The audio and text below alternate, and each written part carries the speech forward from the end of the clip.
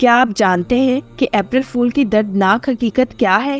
اور جو لوگ اپریل فول کو سیلیبریٹ کرتے ہیں آخر کس بنیاد پر اس دن کو سیلیبریٹ کرنا چاہتے ہیں؟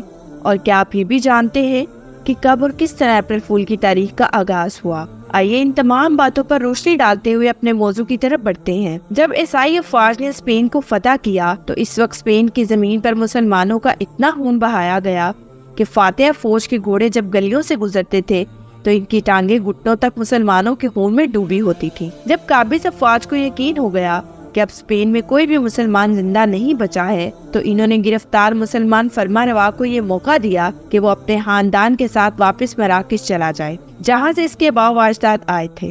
قابض افواج کرناتا سے کوئی 20 کلومیٹر دور ایک پہاڑی پر اسے چھوڑ کر واپس چلی گئیں۔ عیسائی افواج مسلمان حکمرانوں کو اپنے ملک سے نکال چکی تو حکومتی جاسوس گلی گلی گھومتے رہے کہ کوئی مسلمان نظر آئے تو اسے شہید کر دیا جائے۔ جو مسلمان زندہ بچ گئے وہ اپنے علاقے چھوڑ کر دوسرے علاقوں میں جا بسے اور وہاں جا کر اپنے گلوں میں صلیبیں ڈال لیں اور عیسائی نام رکھ لیے۔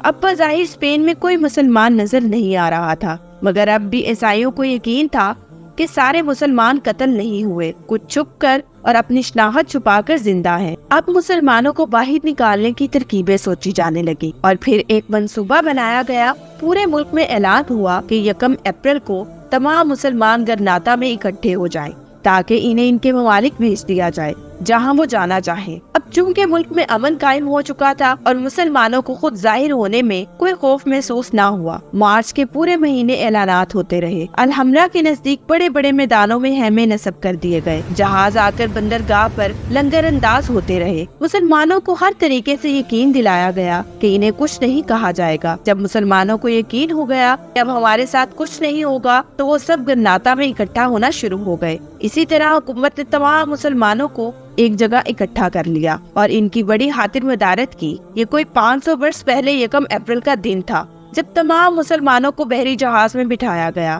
مسلمانوں کو اپنا وطن چھوڑتے ہوئے تکلیف ہو رہی تھی مگر اطمینان تھا کہ چلو جان تو بچ جائے گی۔ دوسری طرف عیسائی حکمران اپنے محلات جشن منانے لگے۔ جرنیلوں نے مسلمانوں کو الوداع کیا اور جہاز وہاں سے چل دیے۔ ان مسلمانوں میں بوڑھے، جوان، خواتین، بچے اور کئی ایک مریض بھی تھے۔ جب جہاز سمندر کے عین وسط میں پہنچے تو منصوبہ بندی کے تحت انہیں گہرے پانی میں ڈبو دیا گیا اور یوں وہ تمام مسلمان سمندر میں ابدی نیند سو گئے۔ اس کے بعد اسپین میں خوب جشن منایا گیا کہ ہم نے کس طرح اپنے دشمنوں کو بے وقوف بنایا۔ پھر یہ دن اسپین کی سرحدوں سے نکل کر پورے یورپ میں فتح کا عظیم دن بن گیا اور اسے انگریزی میں ایرسٹ اپریل فول کا نام دے دیا گیا، یعنی یکم اپریل کے بے وقوف۔ آج بھی عیسائی دنیا اس دن کی یاد بڑے اہتمام سے منائی جاتی ہے اور لوگوں کو جھوٹ بول کر بے وقوف بنایا جاتا ہے۔ اس رسم بد کے درج ذیل نقصانات ہیں۔ نمبر 1، دشمنوں کی خوشی میں شرکت کرنا۔ نمبر 2، نفاق میں ڈوب جانا۔ نمبر 3، جھوٹ بولنا اور ہلاکت پانا۔ نمبر 4، اللہ کی ناراضگی پانا۔ نمبر 5، مسلمان بہن بھائیوں کی تباہی و بربادی کی خوشی منانا۔ نمبر 6، مسلمان بہن بھائیوں کو مصیبت میں ڈالنا۔ نمبر 7، دنیا اور آخرت میں تباہی ہی تباہی ہے۔ تو میرے سامعین، آج سے ہم یہ عہد کرتے ہیں کہ ہم مسلمان ہونے کے ناطے اپریل فول سے ہمیشہ کے لیے بائیکاٹ کریں گے اور دوسروں کو بھی تنبیہ کریں گے کہ وہ اپریل فول کا سختی سے بائیکاٹ کریں۔ مجھے امید ہے کہ آج کی ہماری یہ ویڈیو آپ کے لیے بہت ہی انفارمیٹیو رہی ہوگی، اور اگر آپ چاہتے ہیں کہ ہم ایسے ہی آپ کے ساتھ اہم موضوع شیئر کرتے رہیں تو ہمارے چینل کو لائک، شیئر اور سبسکرائب کرنا مت بھولیں اور بیل آئیکن کا بٹن ضرور پریس کریں تاکہ ہر نئی ویڈیو کا نوٹیفیکیشن آپ کو آپ کی اسکرین پر ملے۔ اب مجھے اجازت دیجیے، شکریہ، اللہ حافظ۔